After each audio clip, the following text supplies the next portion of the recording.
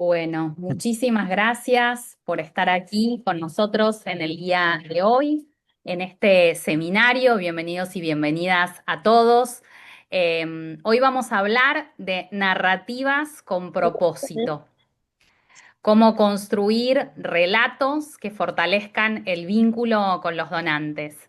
Mi nombre es Guillermina Lázaro, coordino el Proedefo y me acompañan hoy Gabriel Berger, que es director del Centro de Innovación Social de la Universidad de San Andrés, Lucas Utrera, que es director del posgrado en Dirección y Gestión de Organizaciones Sociales, Débora Fax y Martín Benincasa del equipo del CIS. Y este seminario se realiza, como les decía, en el marco del PROEDEFO, que es el Programa Ejecutivo en Desarrollo de Fondos, organizado por el Centro de Innovación Social de la Universidad de San Andrés, con el apoyo del posgrado en Dirección y Gestión de Organizaciones Sociales a EDROS y Donar Online. Este año estamos llevando a cabo la quinta edición del programa con un grupo muy interesante de personas comprometidas en seguir invirtiendo en el desarrollo de sus capacidades para contribuir con la sostenibilidad de sus organizaciones. Y hoy queremos ir de lleno al tema que nos convoca, porque vamos a explorar cómo las historias bien construidas pueden convertirse en un puente poderoso entre organizaciones y quienes las apoyan, los individuos, las empresas, los aliados institucionales y otras fuentes de financiamiento. A partir del análisis que podamos hacer de buenas prácticas y de experiencias concretas, vamos a poder pensar juntos cómo lograr narrativas que sean más auténticas, más coherentes y que sean emocionalmente significativas y que nos permitan también transmitir con claridad el trabajo, el valor de nuestro trabajo social. Nos interesa entonces reflexionar en conjunto sobre cómo traducir la complejidad de las intervenciones en mensajes más simples y movilizadores, y también cómo equilibrar la evidencia y los datos con la dimensión emocional que inspira a la acción. Este encuentro para nosotros tiene el objetivo de comprender el valor estratégico que tiene el storytelling, reconocer su importancia en los procesos de vinculación y de financiamiento y explorar formas de integrarlo en nuestra comunicación institucional. Y en este sentido, es un espacio y es una invitación a intercambiar experiencias y a llevarnos herramientas que fortalezcan nuestro trabajo diario. Antes de darle la palabra a nuestros expositores del día de hoy, quiero contarles un poquito cómo vamos a trabajar a lo largo de esta hora y media en conjunto. Primeramente contaremos con las reflexiones de Mariana, H y Maya hasta las 19 horas, luego de lo cual abriremos a preguntas. En ese sentido, Débora Fax del equipo nos va a estar acompañando desde el usuario de Preguntas al Panel, en el que ustedes pueden compartir sus preguntas y a partir de las 19 horas, Lucas Sutrera va a realizar estas preguntas al panel y luego volveremos a encontrarnos para las reflexiones finales. Entonces, ahora sí me queda darle la bienvenida a este panel de lujo. Mariana Jasper es socia fundadora de Alurralde Jasper y Asociados, es licenciada en Comunicación Social de la UBA, especializada en opinión pública y publicidad, cuenta además con un posgrado en Management Estratégico y un MBA de la Universidad de San Andrés. Mariana lidera proyectos de consultoría estratégica en comunicación para organizaciones del sector privado, público y social en Argentina y en la región, conduce capacitaciones en storytelling y hace coaching a oradores, promoviendo marcas con propósito y significado. H. Merpert es educador, diseñador y tecnólogo, experto en el cruce entre educación, narrativas y comunicación efectiva. Es director de TED por Río de la Plata y de clubes TED en Argentina. Ha creado y liderado proyectos de innovación educativa y cultural de referencia nacional e internacional en escuelas, universidades y organizaciones de la sociedad civil, y se define como un nómade entre disciplinas, enfocándose en tender puentes entre distintos universos temáticos. Y Maya Gannon es cofundadora y directora ejecutiva de Fundación Vamos a Sumar. Es especialista en liderazgo estratégico e innovación social y desde allí impulsa proyectos que promueven la inclusión y generan impacto sostenible. Maya también es cofundadora de Mujeres JPG, una iniciativa que conecta a mujeres para promover su participación en roles de liderazgo y espacios de decisión dentro de la comunidad judía. Así que sin más y con estos expositores de lujo, Marian, te doy la palabra. Hola, hola a todos y a todas, ¿cómo están? Hola Guille, H, Lucas, Maya. Bueno, la idea hoy es, como dijo Guillermina, conversar sobre cómo podemos usar las narrativas para potenciar nuestros vínculos con todos nuestros stakeholders, pero particularmente con el mundo de los donantes. Y mi expectativa es que hoy se puedan llevar una o dos ideas que puedan implementar en el corto plazo y algunos conceptos que les sirvan para trabajar en el mundo, en lo cotidiano, en el desarrollo de sus organizaciones. Yo voy a tener como voy a presentar más ideas y conceptos y después vamos a ver con Maya y con H, H primero, Maya después, algunas implementaciones específicas que hicieron ellos y que son profesionales que admiro un montón y que además en sus organizaciones hacen cosas increíbles. Así que bueno, empiezo, voy a proyectar a ver si lo logro. Creo que sí, acá estoy. Y cada tanto lo que voy a hacer es voy a bajar la presentación, no se preocupen, es más que nada para verlos y conversar. Bueno, lo primero es recordarnos entre todos que, bueno, si estamos acá es porque estamos más o menos en la misma página en relación a esto, que es que las narrativas nos ayuda mucho a hacer que las cosas sucedan. Hace un tiempo una conocida nuestra, amiga, que es una inversora internacional que invierte en muchas organizaciones que están lideradas por mujeres, que se llama Rebecca Wang, que ahora está muy especializada en el tema de inteligencia artificial, decía que, bueno, que ella cuando analiza en qué organización invertir, lo que piensa es, bueno, tienen los medios materiales, tienen la idea que quieren llevar adelante, tienen el equipo que lo puede hacer posible, hay realmente una oportunidad. Y después se pregunta, bueno, ¿tienen una narrativa? Porque si no la tienen, dice, ese proyecto muy probablemente no pueda ser posible. Las narrativas son las que lo posibilitan porque nos ayudan a coordinarnos, o sea, a decirnos de dónde venimos, dónde estamos hoy y hacia dónde vamos, nos orientan, nos dan un rumbo y nos permiten tener cierta pertenencia y al mismo tiempo organizarnos en función de qué es lo que queremos hacer juntos. Y a veces cuando es el meta, es el lugar al cual queremos llegar, lo tenemos que cambiar o suceden inconvenientes, nos permiten reagruparnos, pensar alternativas nuevas.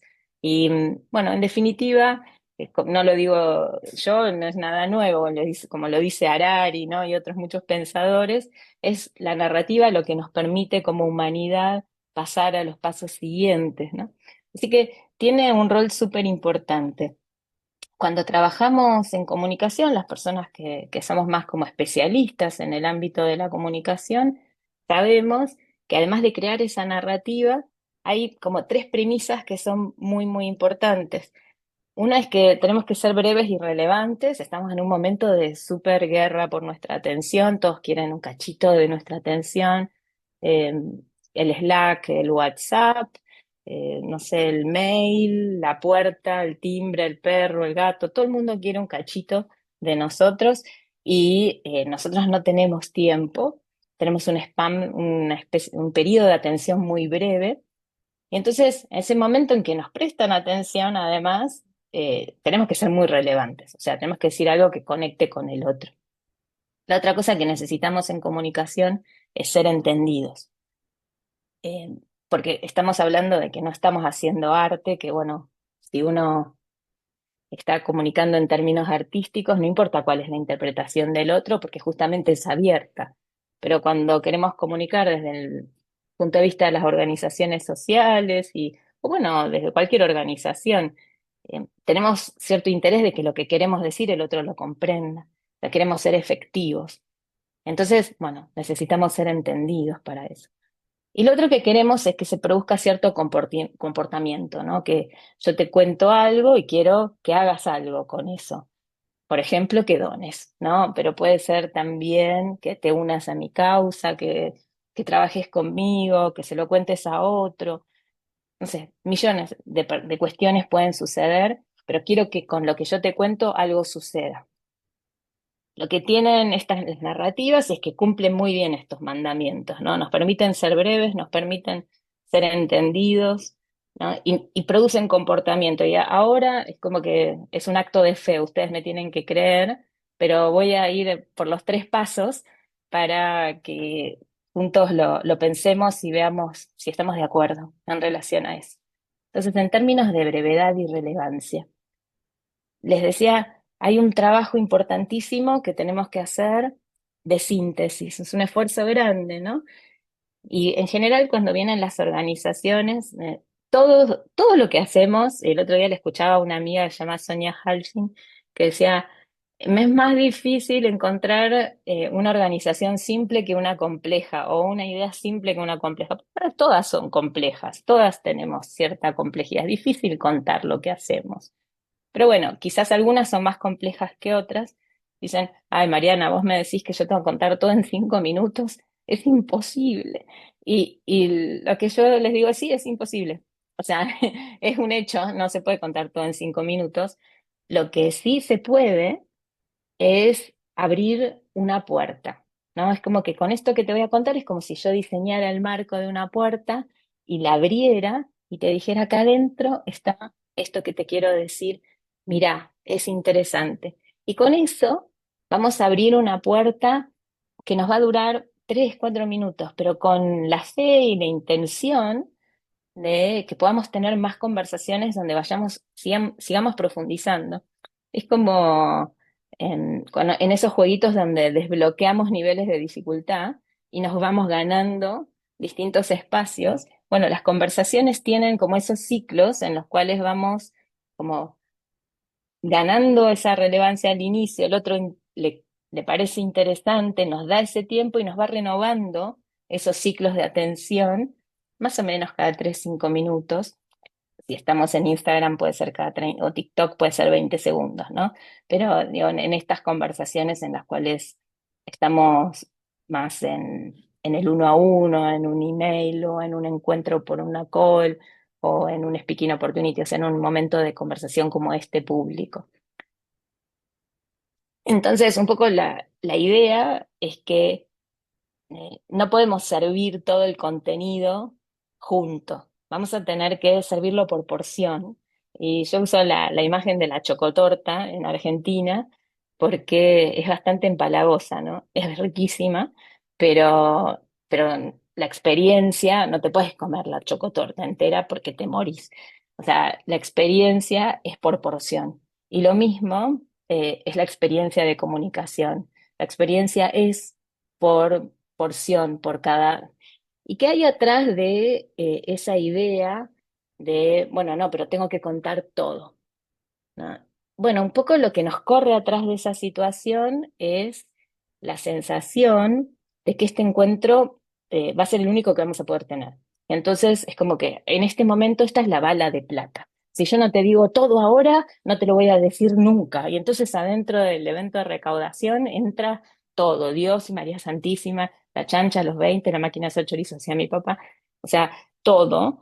Y bueno, claro, pero el misconception, la misconcepción, no sé cómo se dice, la falsa idea que está atrás de eso, o el error, si se quiere, en el mejor de los sentidos, es que uno cuando construye un vínculo comunicacional con un donante, o con cualquiera en realidad, que sea nuestro stakeholder, pero con un donante más, es al revés la idea. O sea, uno no quiere tener una bala de plata. Uno lo que quiere tener es una relación para toda la vida. Entonces, no querés contarle todo. Lo que querés es contarle un poco para que quiera seguir conversando con vos todo el tiempo y que quiera volver a encontrarse, y que quiera tener otra reunión y la semana siguiente también, y que sea un espacio muy valioso donde todo el tiempo suceda un intercambio y la otra persona encuentre mucho valor en tener tu compañía, ¿no? Entonces es al revés de atosigarlo con un montón de información. Es al contrario, es como la posibilidad de decirle algo que lo permita vincular y que nos podamos seguir encontrando por siempre. Ese es como un poco el, el espíritu que está detrás. Entonces, es como que uno va con la intención incorrecta cuando necesita resolver todo en 5 minutos. Con todo caso, la intención positiva es abrir esa puerta para que ese jardín sea un jardín que recorramos durante muchos años juntos. Y en ese sentido, cada ocasión de comunicación necesitamos que tenga una idea, no 400.000. Y lo que nosotros decimos como imagen es que esa no se puede parecer a un ombú, esa conversación donde te cuento esto y esto y esto y esto y esto, y es como un árbol frondoso, sino que se tiene que parecer más a un pino, ¿no? Como, bueno, te cuento esta idea y todas las otras cosas que te cuento son ramas que van construyendo esa imagen de pino. Y lo que no construye la imagen de pino, no lo cuento. O sea, se me ocurren otras cosas. Te cuento de rosas, de tulipanes otro día. Hoy te voy a contar de pinos. Y si tengo que pensar esa ocasión y pensar, bueno, ¿cuál es esa idea que yo tengo que contar? Y esto es algo que trabajamos mucho en TX Río de la Plata, que compartimos ese espacio con H, es que esa idea idealmente, y si yo tuviera que dar una sola recomendación en el mundo de la comunicación sería esta, es que tiene que unir lo que quiero decirte o a veces lo que tengo que decirte con el hecho de que te lo digo yo y que estoy presente en esa conversación porque siento que es de valor para vos, que reúne estas tres esferas, que tiene la intersección entre lo que quiero o debo decir con el hecho de que yo sea la persona que te lo digo, que tengo cierta trayectoria, cierta mirada sobre el mundo, cierta experiencia, y esto que te voy a contar, siento y pienso que es de valor para vos. Y en ese centro, en esa intersección, está la idea de lo que te quiero contar. Y habitualmente en el mundo de las organizaciones nos centramos mucho en la primera esfera, ¿no? En lo que quiero y tengo que decir. La segunda parece poco, ¿no? Dicho por mí. Y eso es lo que hace es que la conversación pierda como sentido y que podría haber sido un email o un PowerPoint que te manden, porque todos tenemos como esa idea de yo soy reemplazable. Y es verdad, cada uno es reemplazable. Si no vengo yo, podría venir, no sé, Matías Alurralde a dar esta charla, que es mi socio, ¿no? Pero bueno, me tocó a mí.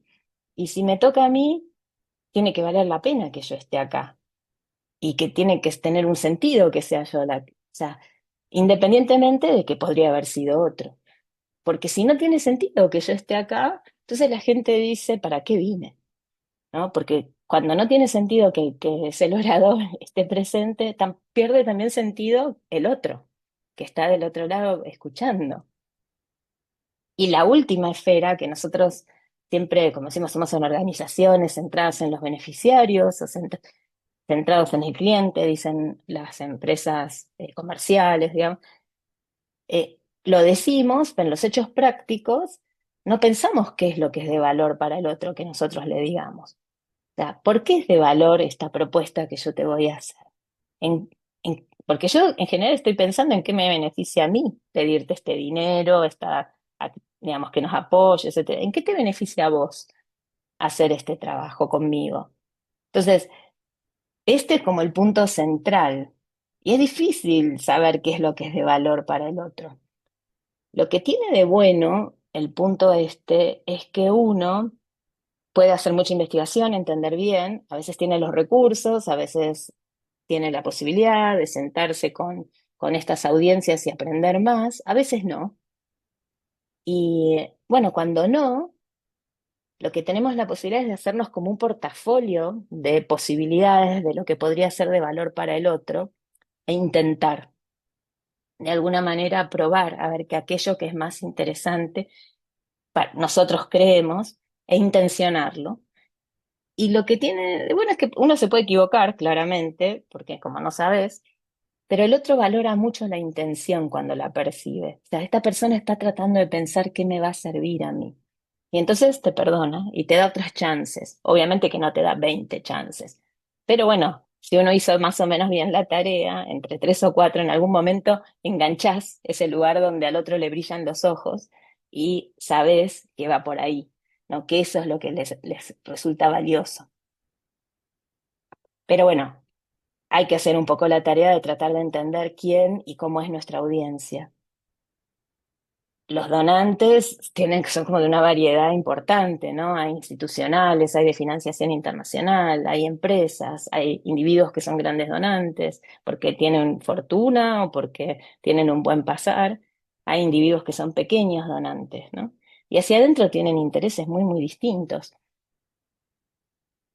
Pero lo que por ahí tienen como una vara común es que de alguna manera todos son como inversores de nuestro proyecto y de alguna forma quieren que su inversión tenga algún tipo de retorno, ¿no? Lo que llamamos el retorno a la inversión, el ROI.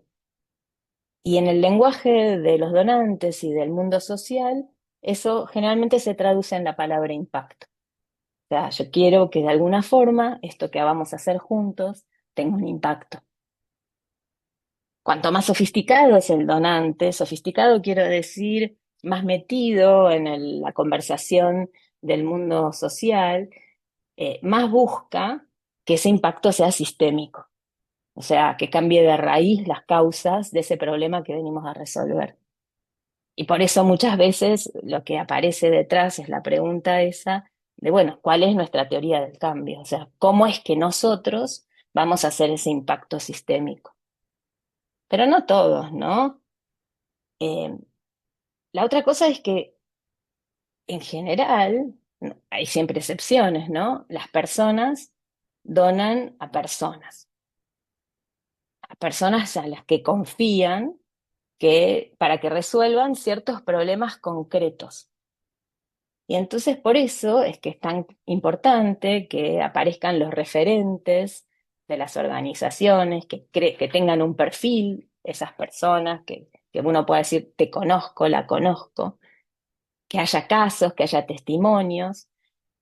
Especialmente que ese granito de arena que le pido a un donante individual, que sabe que no va a mover el mundo, tiene que sentir que no es una minucia y que no importa porque es tan pequeñito que no mueve nada, sino que contribuye juntos a otros a inclinar esa balanza hacia el lugar del bien, ¿no?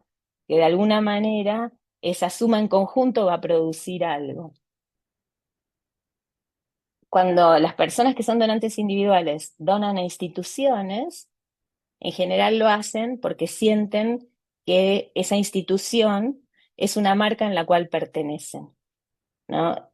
No tanto por la organización en sí misma, su management, ni ninguna de esas cosas, sino donan a una marca, donan a Techo, donan a Greenpeace, ¿no? Como un espacio que los puede sostener, albergar, que puede ser un espacio del cual pueden pertenecer. O a veces también porque son realmente instituciones cercanas a las cuales pertenecen, ¿no? Y realmente participan, porque, no sé, tienen un familiar que tiene una enfermedad específica y entonces en esa asociación de pacientes van a donar, ¿no? Bueno, pero porque tienen un vínculo específico. Sí, las instituciones le donan a otras instituciones. Una cosa, acá dije, a personas en las que confían, ¿no? Que este es el otro punto, ¿no? Que hay una cuestión central que es ya incluso supra de la narrativa, que es que esa narrativa tiene que ser creíble y confiable, ¿no? Y las personas que la dicen también tienen que ser genuinas y que las personas consideren que están hablando desde un lugar de honestidad, ¿no? Y las instituciones también donan a otras instituciones confiables. Y acá sí aparecen otras cuestiones, ¿no? Como referentes y management confiable, que pueden demostrar su impacto, que se alinean con sus causas, que se alinean con su core business, con su negocio central, donde se sienten protagonistas, ¿no? pero pueden agregar valor sin hacer esfuerzos enormes, porque hay también como un proceso de tercerización ahí donde esperan que uno haga parte del trabajo que quizás si no lo tendría que hacer la organización sola. Y sí tratan de ver más claramente el retorno de la inversión en impacto, reputación, marca empleadora, nuevas puertas que quieren abrir, esas fotos que se quieren sacar, ¿no? Aparecen como otras necesidades. Ahora, al final del día, el que toma la decisión es una persona. Y entonces, y la persona le da a una persona. Entonces, hay como un círculo ahí.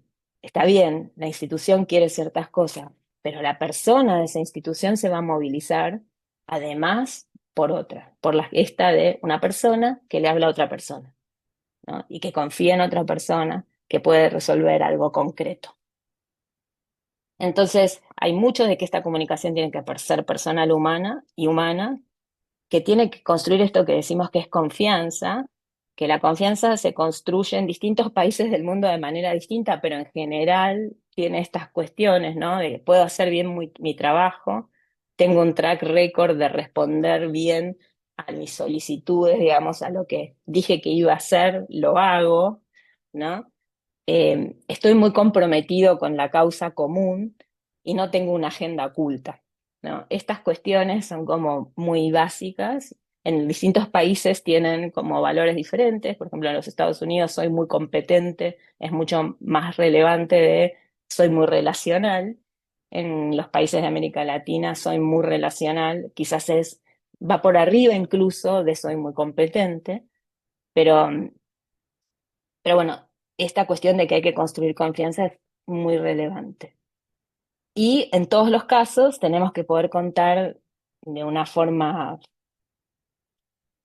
explícita nuestra forma de resolver o de generar esa ecuación problema-solución. ¿Hasta acá vamos bien? ¿Estamos todos ok?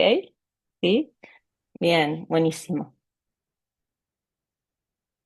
Ahora, en este ámbito necesitamos.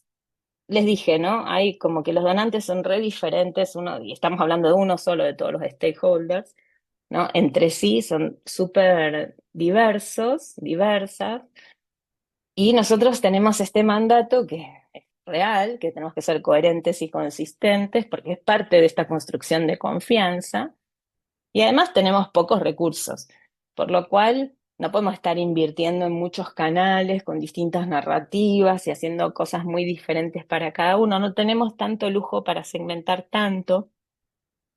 Y entonces en general por eso queremos una narrativa madre, que después pueda tener derivaciones, pero necesitamos esa que es como la masa madre de las narrativas, que después saca pancito, budín, media luna, pero es la que funciona para todos.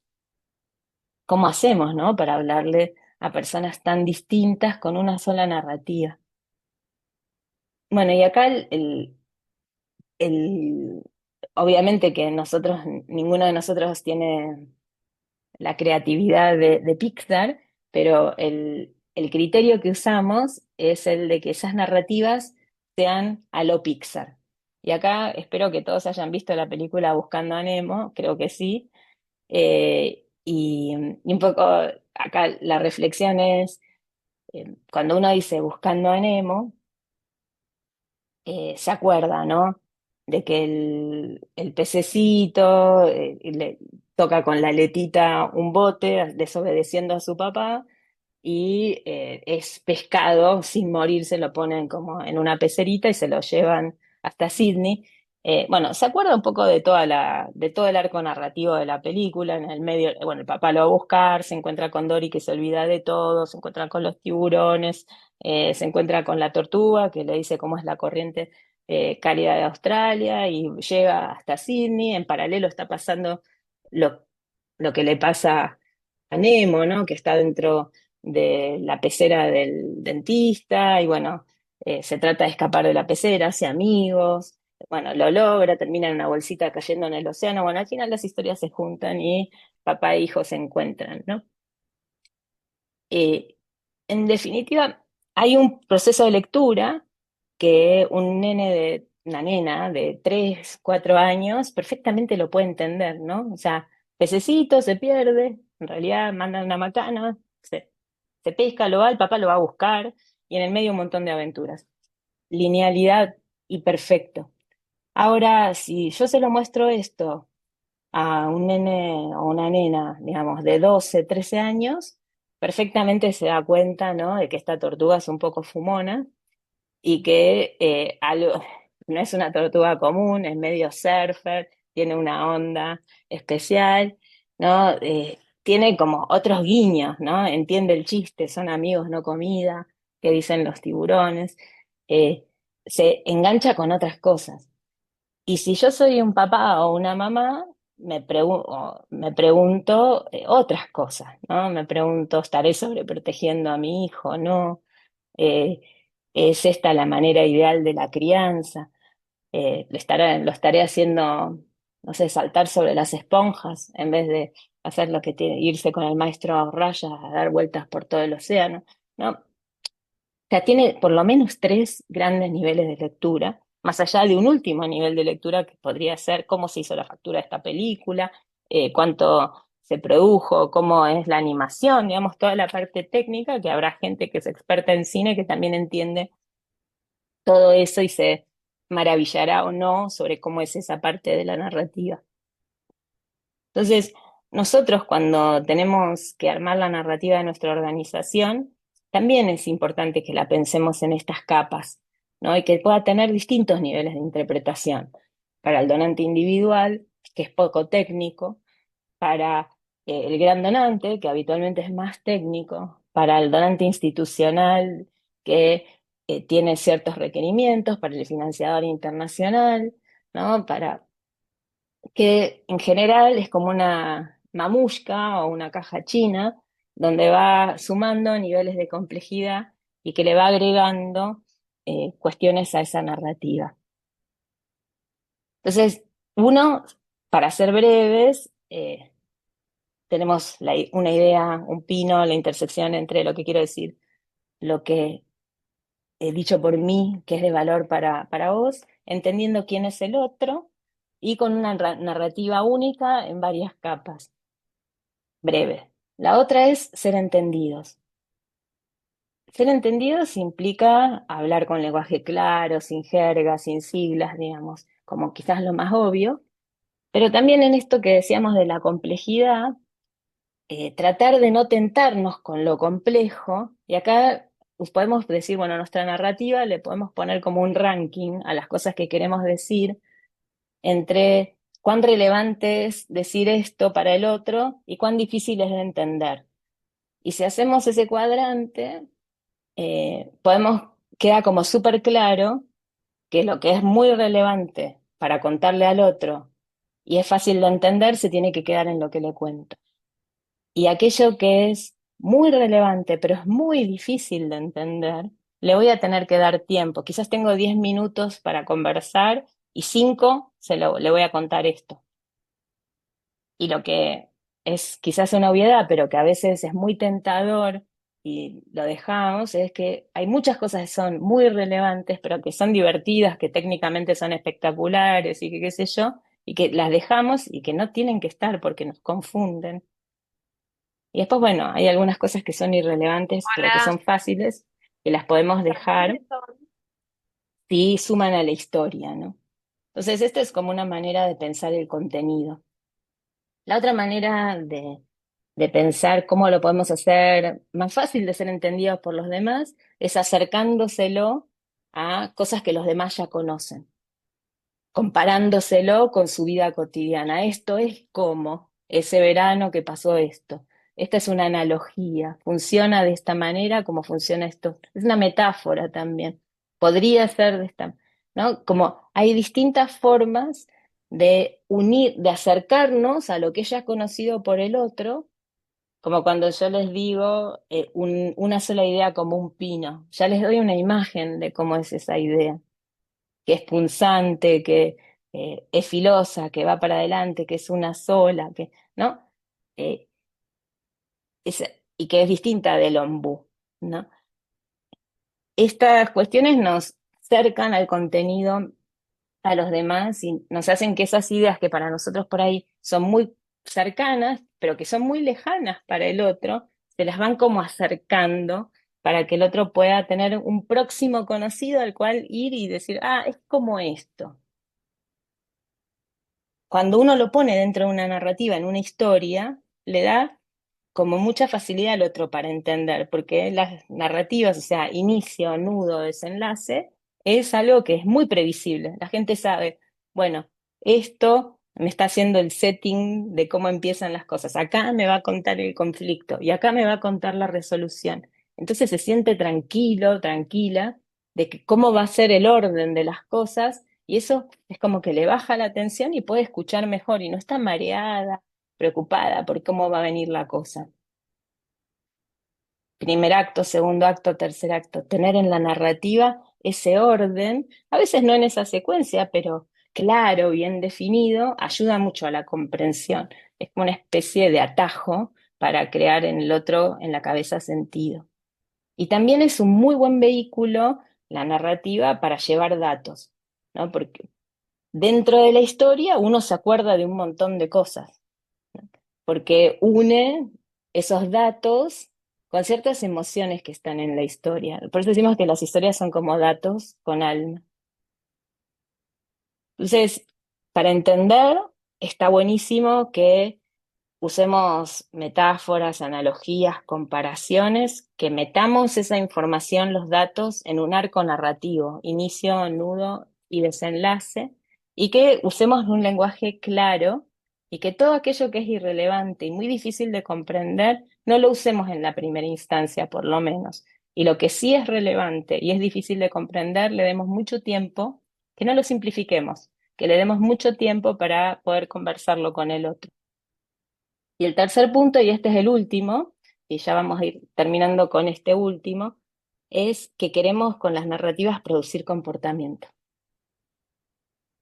Y acá un poco, como quizás es importante como recordar cómo es que nosotros accionamos, ¿no?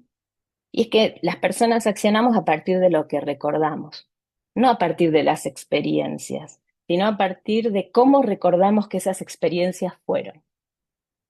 Y en ese sentido, los datos se reúnen en el cerebro y se almacenan cuando el dato se une a una emoción.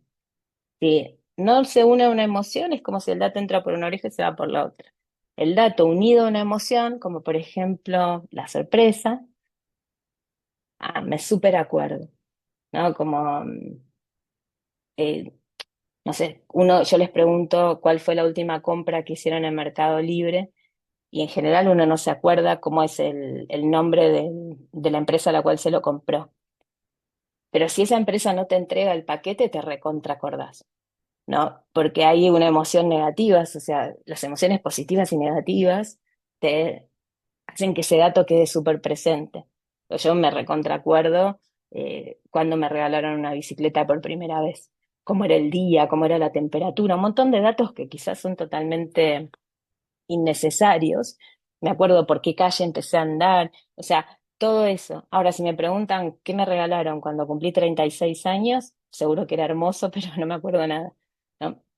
Hay algo vinculado a la expectativa, a la emoción, etcétera, que une el dato con la emoción y entonces yo me lo puedo acordar. Por eso decimos que cualquier narrativa, si no emociona, no funciona, porque no genera recordación. Hay algunas emociones que generan mayores recordación, mayor, más fuerza en la recordación, ¿no? La sorpresa es una que yo ya conté, la empatía es una que conocemos, la gente cuando uno le cuenta algo y él se siente representado, siente que nosotros entendemos nos podemos poner en sus zapatos, entendemos sus preocupaciones y entonces se acuerda, es una muy buena sensación. Y la otra que me voy a detener ahora un minutito nada más es en la singularidad. La, la singularidad es esa sensación de que este hecho ha sido único, ¿no? Que no es algo que le damos a todos por igual y que da lo mismo. Es como decir, bueno, ahora, en este momento, hay 155 personas en este Zoom a esta hora, que son, ¿qué hora es? Eh, las 18:40. Yo estoy acá, ustedes están ahí. Esto es una especie de milagro. Como que, que estemos hablando de este tema acá. ¿Cómo hacemos para que la sensación de que esto no es lo mismo verlo ahora que verlo diferido grabado? ¿Qué es lo qué es lo que el otro está haciendo? ¿Qué es lo que yo hago para que para ustedes sea relevante estar acá ahora y no decir, bueno, lo miro después? Bueno, una de las cosas que tiene que suceder para que para ustedes esto sea es ahora, es que yo tome un poco de riesgo, mínimo, ¿no? Que ponga algo de mí acá para que ustedes sientan que esto vale la pena. Es como, yo digo, como ver el Cirque du Soleil en Netflix o verlo en vivo. Cuando lo ves en Netflix ya sabes que nadie se cayó. Que está todo bien, por eso lo está grabado, está puesto ahí. En cambio, cuando vos lo ves en vivo, o sea, sabés que nadie se va a caer porque está súper ensayado, está todo bien, pero bueno, da la vuelta en el aire, pum, un ratito uno tiene como el corazón en la boca. Esa sensación de que hay alguien que está tomando, está poniendo la piel en juego, ¿no? Que está haciendo algo por el otro, que es un poquitito más que hacer lo que está súper ensayado y de siempre, es la sensación de singularidad. O sea, este momento fue único.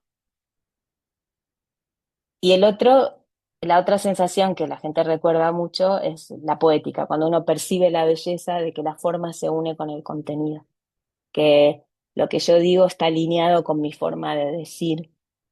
Eso también es algo que la gente recuerda mucho.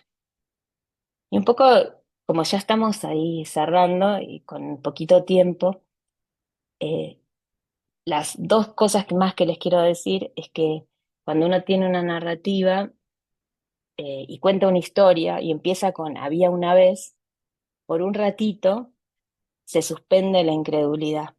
Es como que yo me siento en el cine y por ese rato que está la película o la veo en mi casa, es como que está bien que una lechuza te traiga una carta y está todo bien con que un sable láser exista y con que un muñequito verde con orejas sea más sabio que Einstein, ¿no? Eh, y eso es que cuando uno empieza a contar una historia, entra dentro de la lógica del otro. Eso no significa que cuando se termina la historia y se termina la película, yo sigo creyendo que las lechuzas traen cartas. Se va ese. Pero mientras dura el proceso de contar la historia, esas barreras bajan.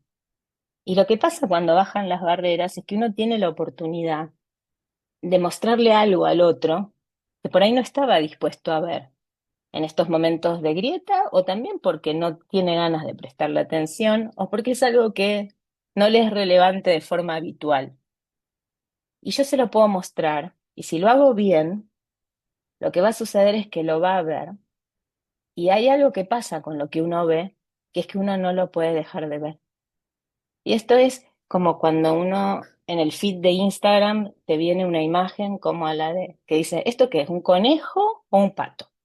Y uno dice, es un conejo. Y después, pero te dijeron que había un pato ahí, entonces lo ves al pato. Una vez que viste el pato, no lo puedes dejar de ver.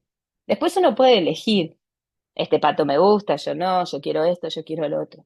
Pero lo que tiene la ventaja de contar una historia es que por un ratito esa barrera baja, yo le puedo mostrar eso y una vez que lo vio, el otro puede elegir.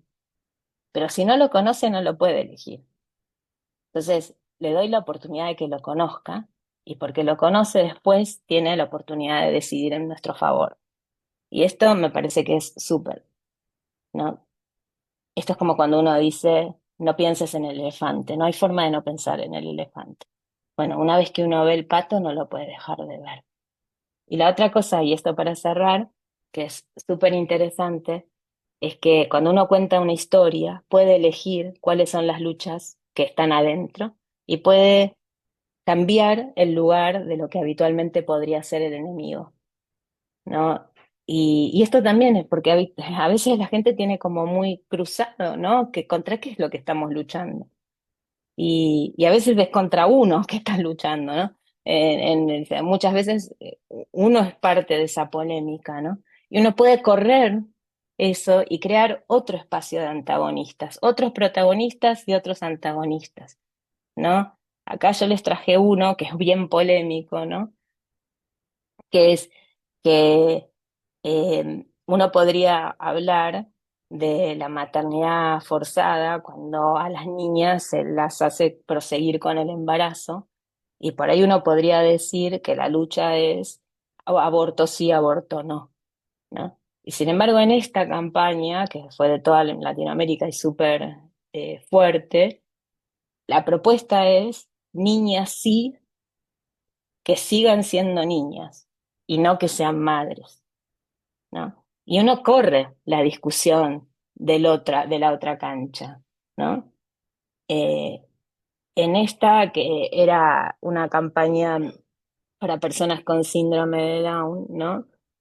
Que acá lo que decían era, si vos asumís que yo puedo, quizás yo voy a poder, ¿no? Entonces la discusión no era entre empleabilidad y no empleabilidad, si las personas con síndrome de Down estaban capacitadas a tomar alcohol o no, sino que estaba puesto más en la cancha del efecto Pigmalión, ¿no?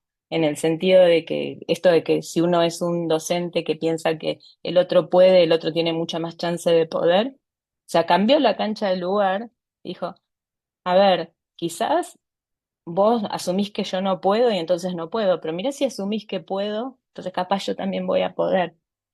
Entonces, hay algo de cómo uno arma la cancha que ayuda un montón a repensar eh, la lógica de los problemas. Entonces, las historias nos permiten ser breves, nos permiten ser entendidos y nos permiten cambiar la lógica sobre la cual las otras personas actúan. Y además, como están llenas de emociones, son recordables y son las emociones con los recuerdos lo que nos llevan a la acción. Entonces hay mucha más probabilidad que aquello que nosotros queremos que pase suceda. Bueno, con esto cierro y ahí la idea es como charlar un poco con H de estos temas, que estuvo trabajando un montón en todos estos años, bueno, como director ejecutivo de la Fundación Ideas que Transforman y como también, bueno, que es la fundación que aloja a TX Río de la Plata y a Club Esteller. Hola, Che. Hola María, ¿cómo estás? Medio, tipo, nos hablamos de vuelta como en un estudio de televisión. Eh, Sí, bueno, no, o sea, tengo un problema que es que si no hago si ahora no reflejo en lo que estás digo lo que vos libre. decís, me voy a sentir Tenés 10 minutos, no hay forma de no. incumplidor.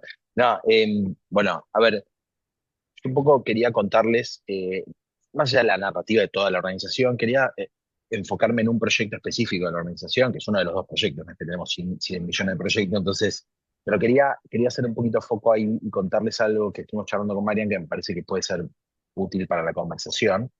Eh, pero para eso primero les voy a contar de qué proyecto estamos hablando. Eh, si yo soy educador, soy docente, antes me presentaron, pero básicamente me dedico a la innovación educativa y trabajo haciendo eso hace muchos años, 20 años ya, y salgo y entro del sistema educativo de diferentes maneras. Tal vez una forma de definir a la escuela, que es como la institución educativa, ¿no? En nuestra sociedad, y especialmente la escuela secundaria, que es la que a mí me interesa, es pensarla como una red de vínculos que sostienen el aprendizaje. Eh, Porque las escuelas son un montón de cosas y pasan un montón de cosas dentro de las escuelas, pero algo que las hace únicas es que tienen esa cualidad que es generan vínculos entre las personas, entre los estudiantes, entre los docentes, entre los directivos, entre las familias, etcétera, y esos vínculos sostienen una actividad que es aprender.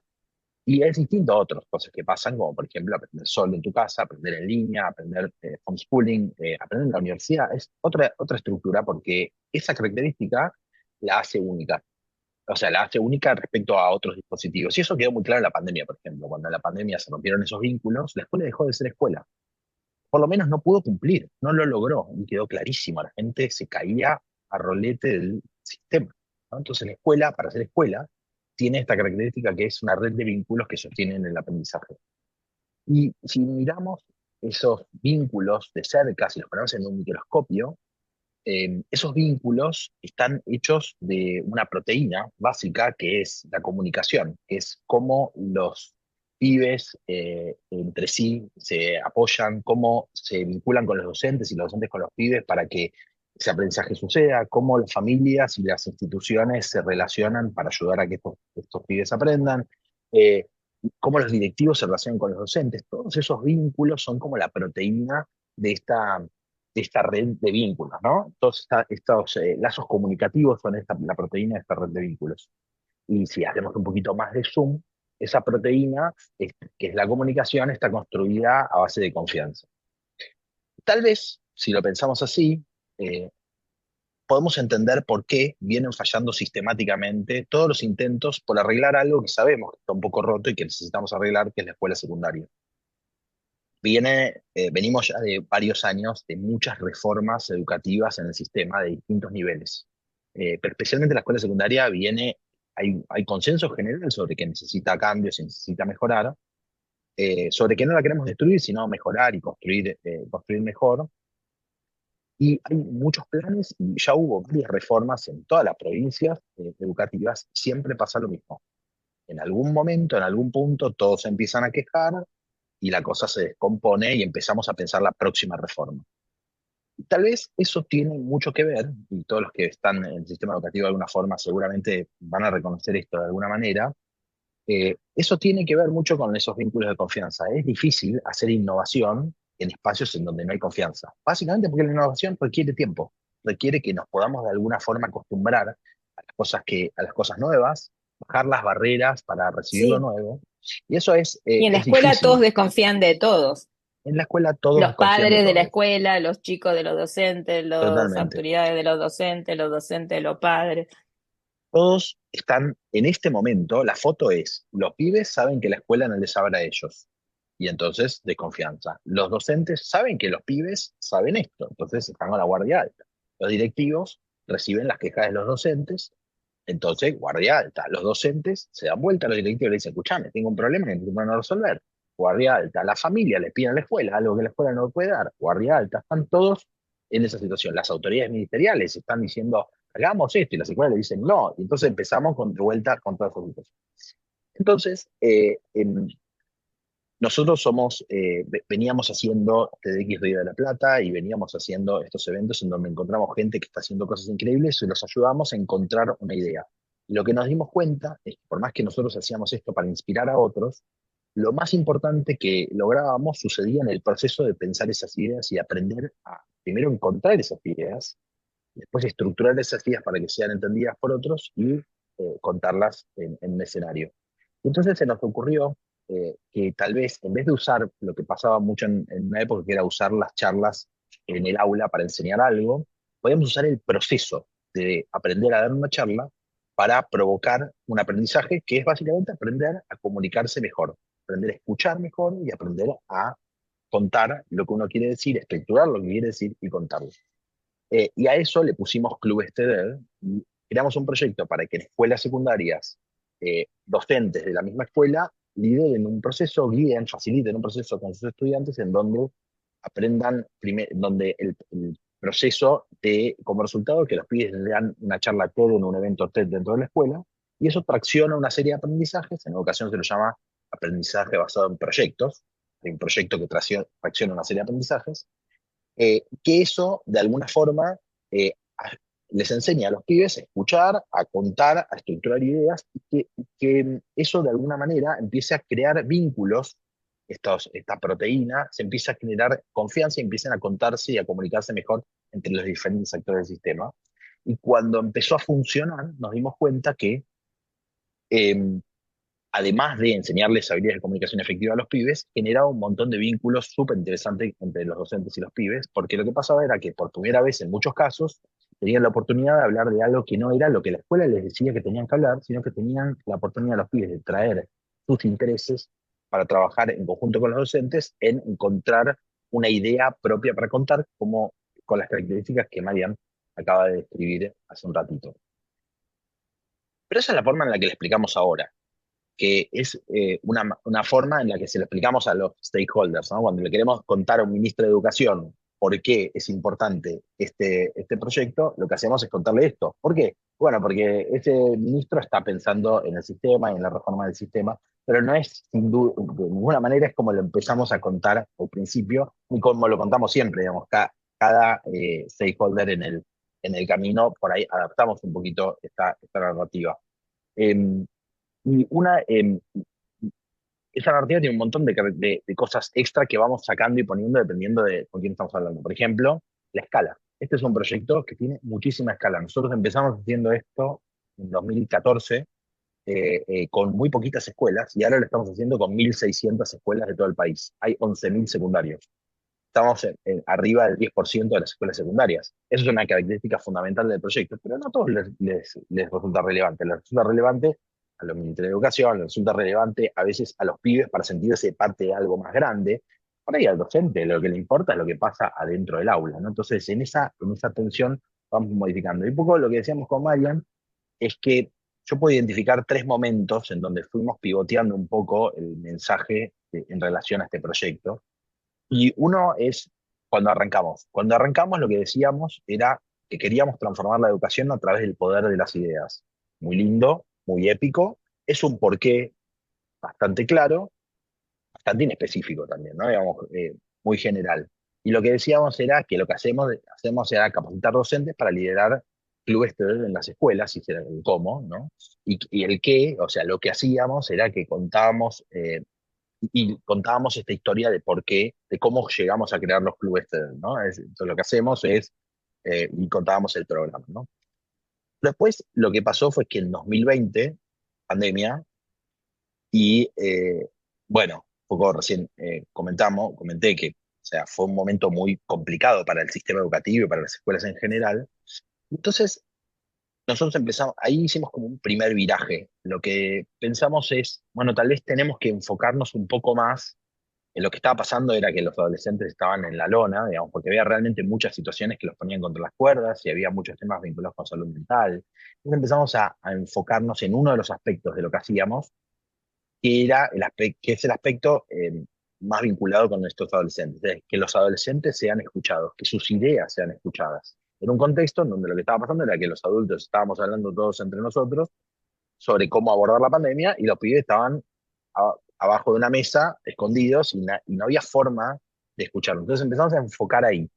Y lo que decíamos es que, ¿por qué hacemos esto? Porque queremos que los adolescentes sean escuchados. Y decíamos, ¿cómo lo hacemos? Bueno, queremos que Clubes TED esté presente en todas las escuelas de la Argentina, algo épico. ¿Y qué es lo que hacemos? Bueno, queremos que Clubes TED, y explicábamos específicamente lo que yo les conté antes y cómo funciona, ¿no? Clubes TED.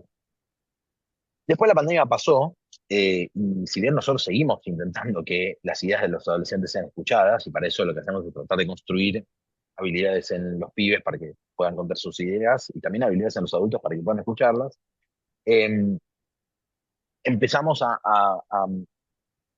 virar un poquito y a entender que si lo que nosotros queríamos hacer era que el programa escale a este nivel que tenemos ahora y al que podríamos tener, lo que teníamos que hacer era volver a hablarle al sistema. Y por eso vuelvo a la narrativa que les conté al principio. Empezamos a hablar de construir las condiciones para que la escuela secundaria pueda curarse a sí misma. Esta idea de necesitamos construir vínculos de confianza entre los estudiantes, entre los docentes, entre los directivos, entre las familias.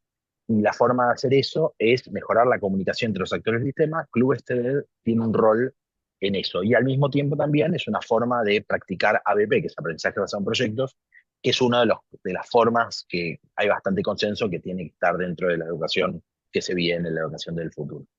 Eh, Cuando hablamos sobre esto con Mariana, un poco lo que decíamos es, en cada vez que nosotros hicimos este ejercicio de repensar la narrativa, un poco también repensamos lo que estábamos haciendo. O sea, no es un ejercicio que solamente se quedaba en, bueno, ¿cómo lo contamos para vendérselo a los sponsors o a los donantes?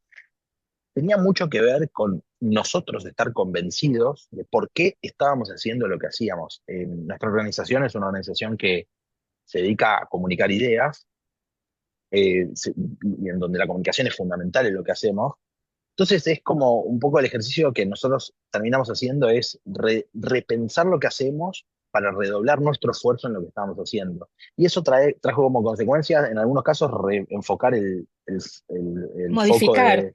de lo que estábamos haciendo. Digamos, pasamos de capacitar docentes a trabajar con adolescentes, pasamos de trabajar con adolescentes, que no es que dejamos de hacerlo, digamos, pero el foco se corrió un poco a trabajar con el sistema, ¿no? Digamos, sin olvidarnos del otro y por ahí trayendo toda la experiencia que tenemos habiendo enfocado en cada una de esas partes.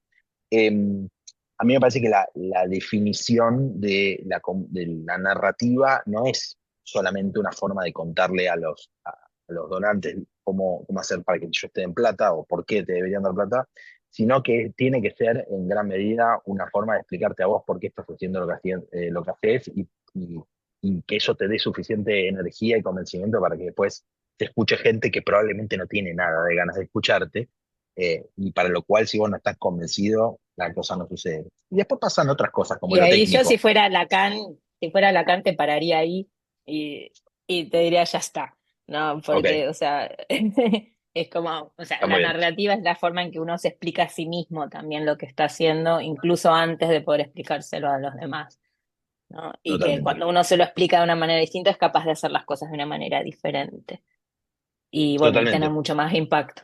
Bueno, le vamos a Sí, dejar ahora a Maya un rato dale. para, la traemos, a Leanchi Maya. Por ahí, Bueno, acá dos, estoy. 2 minutos para el que no conoce, vamos a sumar, que no lo pudo googlear todavía y no llegó a ver lo que pasó en Arteba, ponele. Que nos De, cruzamos con un abrazo enorme. Sí, fue el hito de la semana entonces, pasada. así que por ahí, si vos le querés contar, no sé cómo tenías estructurado lo que querías contar, pero si en algún momento explicás que es buenísimo, para que los Es, demás también conozcan. gracias, Marian. Es que voy a empezar por ahí porque justamente, Perfecto. digamos, vamos a sumar, vamos a hacer sumar, o sea, hacer un zoom en Argentina. Nace como una iniciativa justamente de un vínculo que ya tenían generado una empresa, digamos, en este caso, Familia Bercomat, que tenía y tiene mucho vínculo con una organización social que es Techo. Y entre los dos querían, digamos, funcionan, digamos, sobre todo Familiar Comat, en el NEA, Corrientes, Chaco, Misiones, y querían juntos seguir fomentando y dándole acción y sumando a las comunidades en las que ellas en las que estaban inmersos. Y así nació, Y vamos a hacer, Familia Bercomat es una empresa que vende insumos de construcción, digo, para el que no conoce. exacto, y, hace retailers para la construcción y están los dos inmersos ahí. Lo dejamos ahí de costadito a la construcción como un puntito. Bueno, y empezamos ahí como, ¿no? Digamos, esto que vos traías, Marian, también charlamos sobre la primer narrativa. Bueno, nació como un proyecto que buscaba construir ideas positivas en el NEA, eh, buscando, digamos, inspirar, contar, visibilizar historias y proyectos de personas que estaban haciendo cosas espectaculares en ese momento. Eventos, concursos de escenografía, programa para emprendedores, social, de todo un poquito, ¿no? Y donde la construcción era una metáfora, o sea, era gente que hacía cosas increíbles porque construía mejor en NEA. Exactamente, digamos, como una metáfora que estaba buena y los primeros stakeholders en ese momento, digamos, quien apoyaban y lograban, digamos, que esto suceda, justamente son, digamos, sponsors en este caso del rubro de la construcción. Pero nosotros hacíamos charlas, dimos un pasito más y alineamos a estas charlas y estas cosas que hacíamos a los ODS 2030. En ese momento, cada charla tenía un tema, el ambiente, la educación, todo bien abierto. Digamos, el tiempo fue pasando, digamos, fuimos creciendo como proyecto y ¿no? Fuimos haciendo un montón de cosas y llegamos como a la segunda instancia que traía H como narrativa de, bueno, somos una iniciativa cofundada por Techo y Familia Bercomat que tiene como propósito conectar, visibilizar, potenciar a personas y proyectos. Pi, pi, pi, pi, pi. Bueno, fue bárbaro, un hermoso proyecto. Y con la pandemia, ya que lo voy a volver también con ese círculo, también fue un punto de inflexión, digamos, donde nosotros hacíamos eventos in-house, y eso fue un tema, fue un desafío para el momento, y donde teníamos también mucho vínculo con estos primeros stakeholders que dieron un feedback hermosísimo que supimos captar, que tiene que ver, che, estamos todos inmersos en el rubro de la construcción. ¿Por qué no se enfocó y acompañamos esta industria? Bueno, y ahí fue algo que tomamos, que fuimos pensando y volvimos al corazón y a las raíces de lo que trae Mariam, que dejamos ahí colgado, ¿no? El rubro de la construcción. Pandemia por medio, decidimos crear la fundación, Vamos a Sumar, digamos, donde, bueno, actualmente la lidero, y pensamos cómo cambiar esa narrativa a hacer algo más concreto, donde justamente el corazón de nuestro trabajo siga ligado al mundo de la construcción y permita empezar también a tener, construir oportunidades concretas, en este caso, para un rubro, para un grupo que justamente en este rubro estaba históricamente excluido, que son las mujeres y las diversidades. Y ahí vimos una oportunidad de mejorar, digamos, alinear el propósito de la construcción a la acción. Entonces dijimos, ¿dónde están estas mujeres? Y empezamos a hacer un giro en esa narrativa de pensar cómo entre todo el grupo digamos, de cofundadores y stakeholders, que estamos todos inmersos en el rubro, podíamos mejorar este rubro a través de la inserción de mujeres en este rubro históricamente masculinizado y al mismo tiempo generar oportunidades de formación, de empleo y demás. Entonces, con mucho trabajo y acompañamiento de María en ese momento y de otros amigos de la casa, dimos un giro y justamente hicimos foco en que hoy Vamos a Sumar lleva adelante su principal programa, que es Sumadoras, Mujeres que Construyen, y que tiene como propósito ampliar el acceso de las mujeres al rubro de la construcción. Y ahí vuelvo a algo que vos dijiste antes, Marian, que hace unos años, cuando hicimos el giro, habíamos puesto achicar la brecha en el... Y en un evento demás, alguien dio un feedback y nos ayudó a cambiar, a pasar en vez de achicar el género, que era una palabra, esto que decimos, ¿no? Como, bueno, pero género, ¿qué es? ¿Qué significa? Hacerlo todavía más simple. Y dimos ese giro, lo pasamos en positivo y armamos algo que entenderíamos que la mayoría, digamos, de esto que decías vos, ¿no? Mi hija puede entenderlo, mi mamá y todo el público. Ampliar el acceso a un rubro históricamente masculinizado. Y eso nos ayudó un montón, ese cambio de narrativa que hicimos foco, pusimos propósito, y como dijo H antes, cambiamos eso, que también nos ayudó a repensarnos, y empezamos a construir un programa, y empezamos a hacer research que había acá, y empezamos a construir, y bueno, y hoy, digamos, nos dedicamos a eso. Nuevos aliados, nuevos, todo. Ahí voy, con ese giro, el programa tiene 3 ejes, hacemos formación en oficios, hacemos concientización, conversatorios, etcétera, y trabajamos en la inserción laboral. Digamos, tratamos de que sean estos 3 ejes estratégicos de forma sistémica que traías vos. Creemos que con esos 3 puntos puede dar un giro en la industria y ampliar las oportunidades.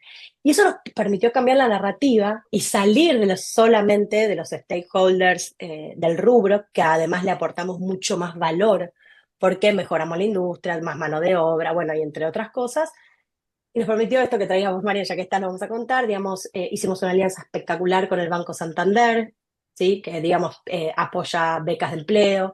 Bueno, ahí fuimos a Artebay la semana pasada, donde un grupo de 5 sumadoras estuvieron en el armado de la feria con mucha visibilidad y nuevas visibilidades y nuevos sponsors. Hicimos algo con flyer de tecnología, bueno, y se fueron ampliando, digamos, los sponsors o los donantes que fueron dando vuelta. Y algo que vos dijiste antes, que me lo metí acá, que tiene que ver con qué es el valor para el otro, en qué te beneficia a vos, en qué me beneficia a mí, que internamente decíamos ese win-win sería, es como algo que también hicimos internamente, que fue tratar de virar en la narrativa este nuevo paradigma de salir de esta filantropía del aporte por la causa solamente, sino de ir a algo, una inversión social estratégica, ¿no? Donde aportás valor para el otro, aportás valor para la fundación o para el proyecto, y en conjunto somos socios estratégicos justamente para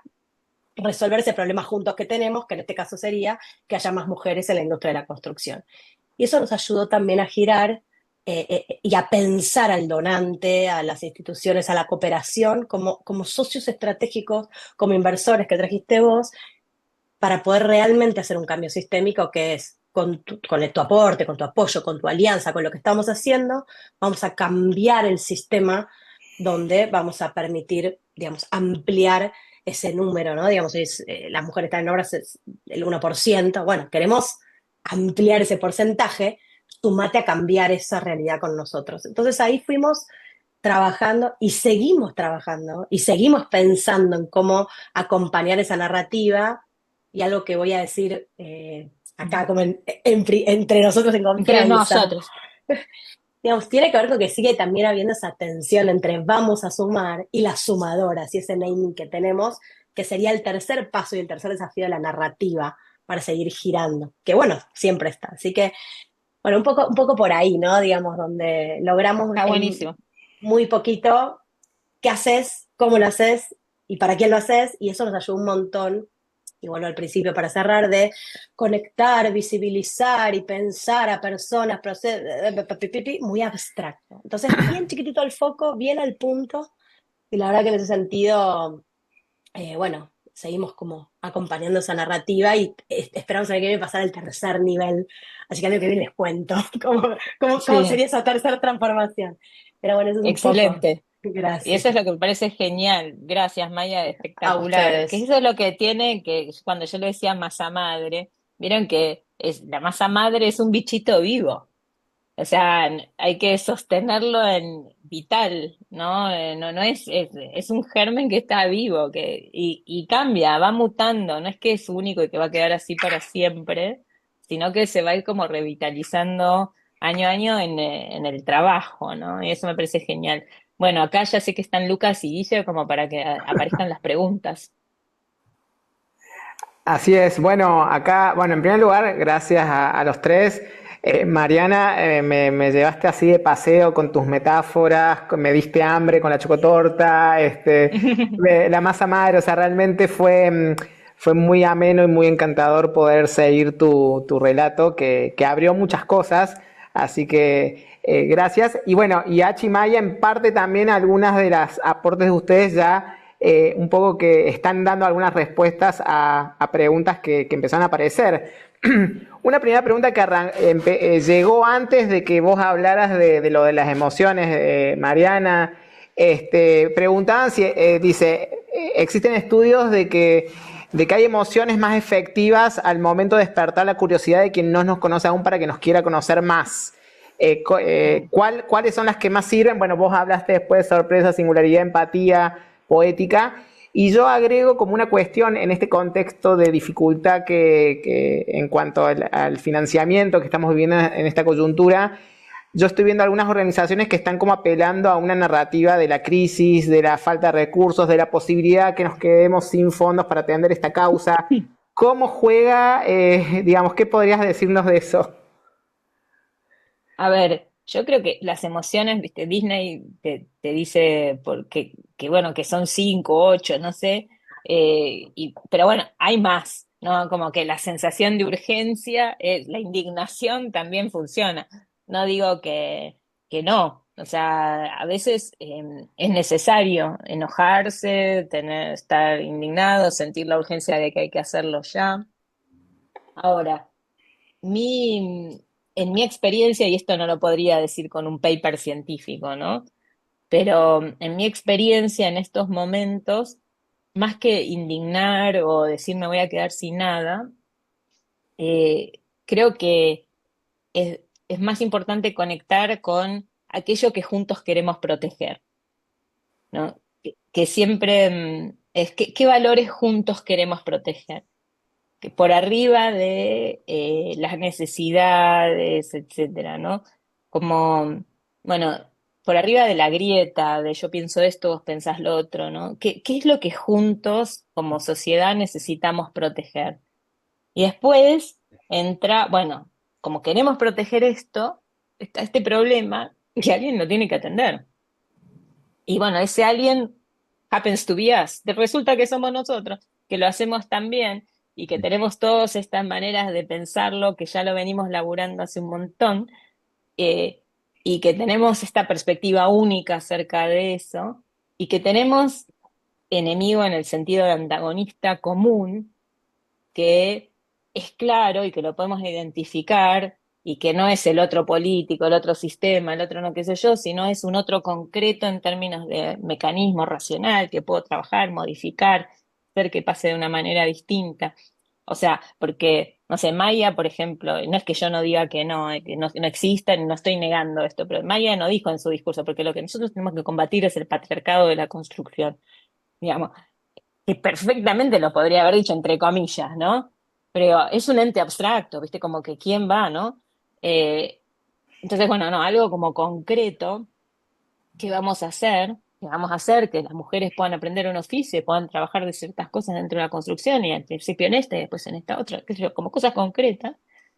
eh, y entonces, y que vamos a tener estos desafíos y que para poder cumplirlos te necesitamos a vos. Te necesitamos a vos en términos de recursos, de energía, de socio, de trabajo, etcétera. Y si lo hacemos juntos, vamos a tener esta imagen de éxito que vamos a llegar en conjunto y va a ser producto de nuestro trabajo en vínculo. Entonces, esa narrativa, ¿no? De valores comunes que queremos proteger. eh, ¿Cuál es el problema entonces que tenemos que resolver? ¿Quiénes lo pueden resolver con una perspectiva única?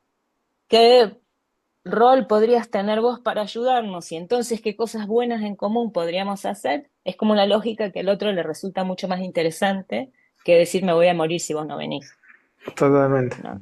Está bueno. Sí, y yo puedo sumar algo. Sí, Hay H, una Maya, charla, iba a ustedes, así que en eso, hay, desde ya que sí. hay una charla de un tipo que se llama George Monbiot, que es uno de los fundadores de una organización bastante combativa que se llama Extinction Rebellion. En Inglaterra estuvo preso varias veces por andarse, por protestar de formas que el gobierno sostenía que eran ilegales. Uy, Pero en esa charla que dio se me TED acuerdo. hace unos años, un poco lo que decía era que eh, en los momentos de mayor crisis hay una falta de narrativa de futuro. Que cuando aparecen los movimientos conservadores, lo que llenan esa narrativa de futuro bueno, de las imágenes que ya tenemos añoradas en nuestro corazón, ¿no? Entonces, bueno, o sea, a mí o sea, yo tengo una idea general de cómo yo disfruté el pasado, entonces los movimientos conservadores lo que hacen es llenar esa idea de futuro que está vacante, o sea, nadie nos puede explicar cómo salimos de este lío, lo llenan con eso. Eh, y, y los movimientos más activistas en relación al progresismo y que con una idea de cambio social hacia algún otro lugar, no el pasado, tienen la misión de crear una narrativa de futuro. Digamos, si esa narrativa de futuro no está, entonces no hay mucho que podamos hacer. Entonces, yo traigo esto en contraposición a la idea de dar lástima, ¿no? Digamos, como que No, me uno, o sea, encanta. que yo entiendo que en lo inmediato puede funcionar para algún que otro caso y puede resolver una emergencia, pero nunca va a construir un largo plazo en ese sentido. Lo que necesitamos es pintar un futuro en donde el problema y la narrativa tiene la posibilidad de hacer este recorte que decía Mariana antes de cuál es el problema, que te permite generar un largo plazo. Dar lástima me parece corto plazo y nunca me funcionó más que para una sesión muy puntual específica. Está Y después me bueno. sentí mal haciéndolo. No, Maya, ahí sumo algo que también charlamos un montón, que tiene que ver con mirar en compartir la creación de un ecosistema, ¿no? Donde cada uno haga su parte en este juego. Entonces, bueno, no sé, vuelvo al rubro de la construcción.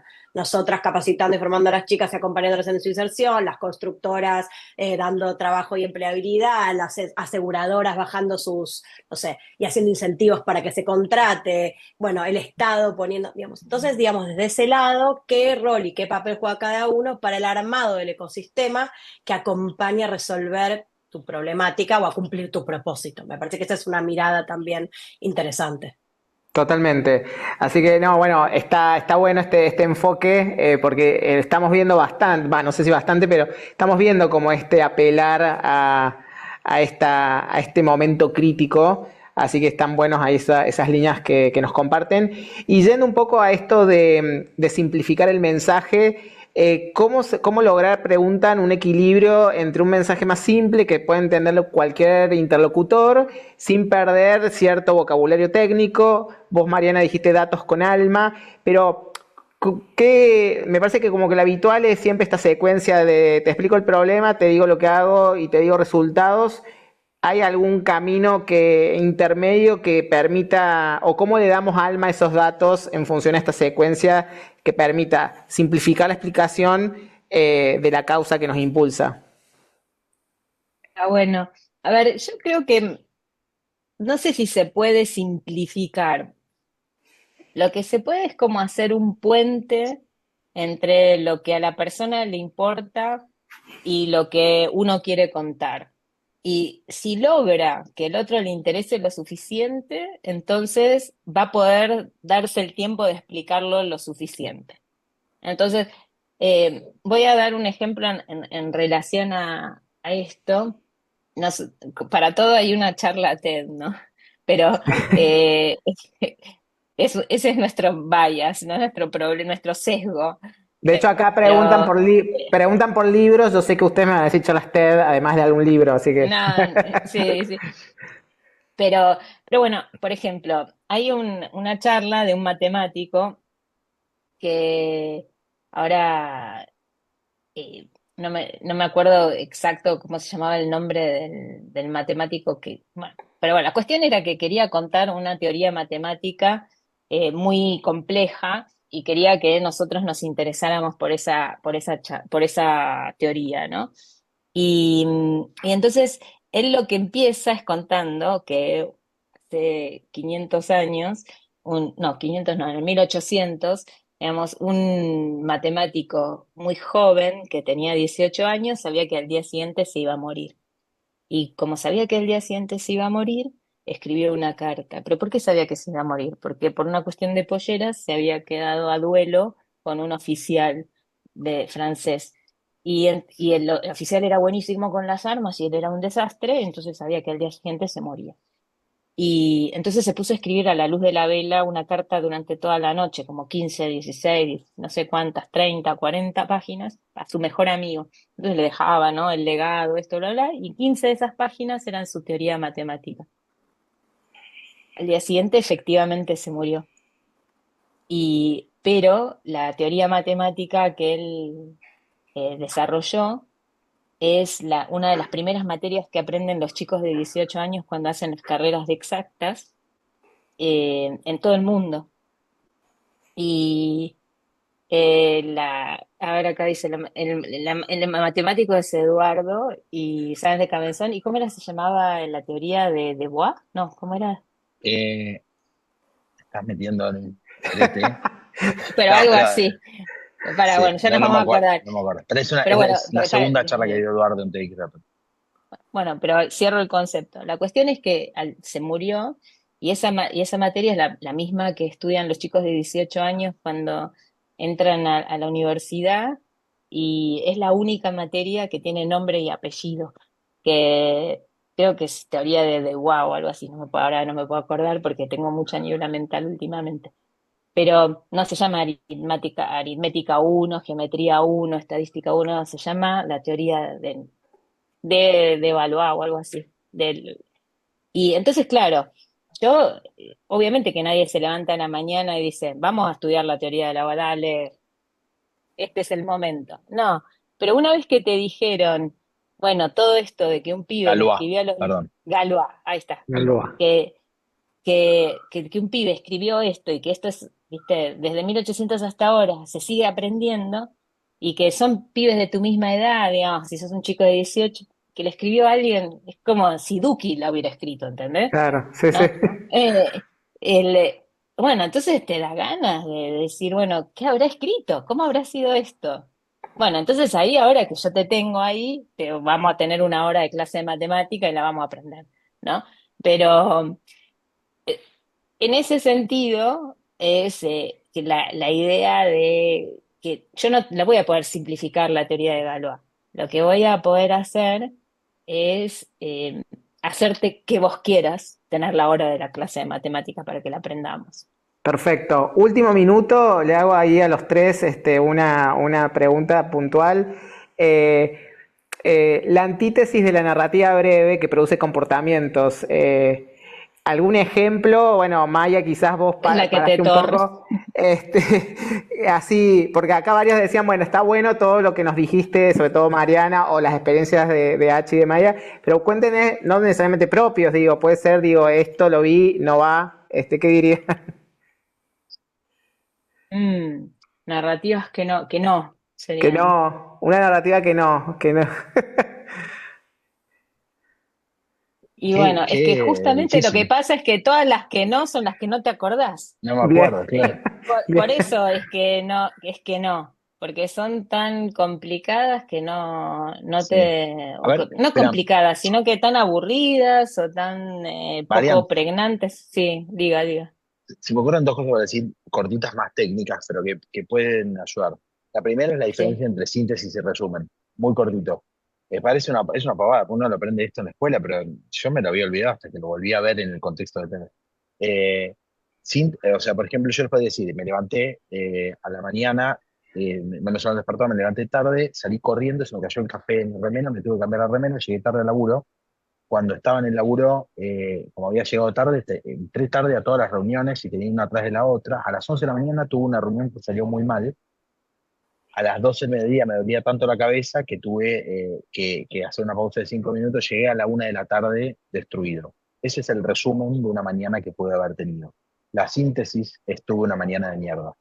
Perfecto. A mí me parece que la diferencia entre una cosa y la otra es, yo no estoy la diciendo que conceptualización. claro, yo no estoy diciendo que para mí el resumen está muy bien y funciona muy bien en muchos contextos, pero hay momentos donde mal ubicado, con el intento de producir síntesis, pero usando un resumen, termina produciendo una narrativa de la que no te acordás. O sea, si yo te abarroto con datos sobre lo que hago, eso termina no teniendo ningún sentido para nadie. Digo, no siendo pregnante. Y lo mismo al revés. Si yo cuando te tengo que explicar algo, te hago una síntesis que es muy poética, pero no te explico un pomo, tampoco entendí nada. O sea, hay un fino equilibrio entre las dos cosas. Me parece que se resume, vale la redundancia, en saber cuándo usar cada una de esas dos estrategias. Las dos son válidas, pero cada una tiene su lugar, ¿no? Eh, Perfecto.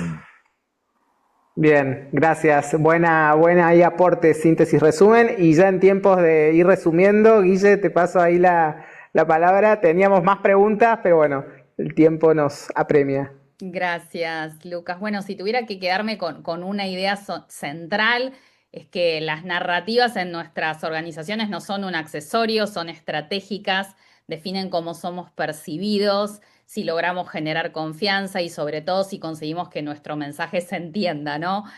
Hoy vimos cómo contar historias claras y que sean auténticas nos permite atravesar la complejidad, poder explicar lo que hacemos y movilizar las personas a la acción, a donar, a participar, a apoyar, porque esta buena narrativa que comentaba Marian no se queda en describir, sino en producir comportamientos. También aprendimos esto de combinar los datos con la emoción, esto de que el dato aislado puede olvidarse, pero que un dato que despierta una emoción se recuerda, conecta y genera compromiso, y eso es lo que genera huella en quienes nos escuchan y que esta narrativa, tanto Maya como H, contaban que no es solo hacia afuera, sino que también nos obliga a mirarnos hacia adentro, a repensar nuestras prácticas, a preguntarnos si lo que comunicamos refleja de verdad nuestro foco y nuestra identidad, porque es en definitiva la forma en que la organización se explica a sí misma y el innovar desde la narrativa también es innovar desde la cultura, ¿no? Y esto de si podemos integrar el storytelling, como vos bien mencionabas, Mariana, a la teoría del cambio y al abordaje sistémico, lo que contamos entonces deja de ser un relato para transformarse en un puente, en ese puente que queremos generar conectando la organización, lo que la organización quiere proteger con lo que el donante o aliado considera valioso, y allí entonces construimos esa narrativa compartida y de impacto. Y me quedo con el final con el que empezaste, porque al final vos dijiste, si estas historias están bien construidas, las narrativas no son solo palabras, sino los que hacen, la que hacen que las cosas sucedan. Entonces me parece que va un poquito por ahí.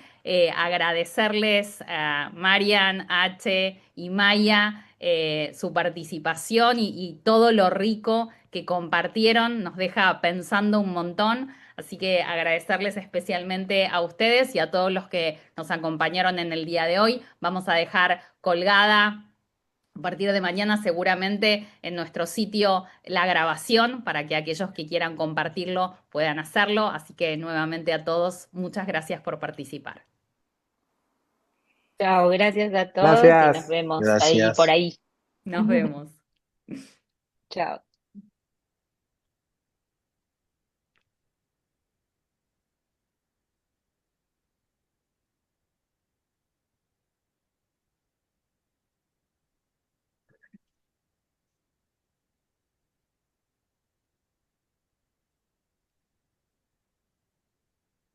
Gracias, Guillermina, por mandarme el link de vuelta. No lo había encontrado.